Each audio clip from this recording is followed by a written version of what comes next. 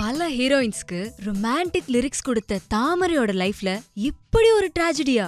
இனியவளை படத்து மூலமா தமிழ் சினிமாக்குள்ள ஒரு கவிஞரா அறிமுகமான தாமரை, தெனாலி, காக்க காக்க, மின்னலே, இப்போ என்னை அறிந்தால் வரைக்கும் பல படங்கள்ல சூப்பர் ஹிட் வரிகள் கொடுத்த தாமரைக்கும் அவங்க ஹஸ்பண்ட்க்கும் சண்டையா. கல்யாணமாகி 14 வருஷம் ஆச்சு.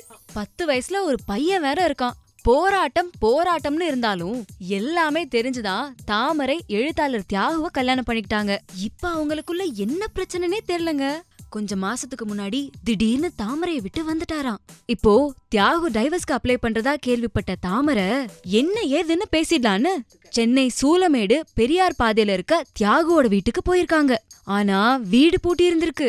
எங்க போனாரு, என்ன ஆனாரு எதுவுமே தெரியாதாம். இதுக்கு ஒரு முடிவு தெரியாம நான் இங்க இருந்து போக மாட்டேன், எங்க வீட்டுக்காரரை என்னோட சேர்த்து வைங்க அப்படின்னு சொல்லி தாமரையும் அவங்க பையனும் போராட்டம் இருக்காங்க.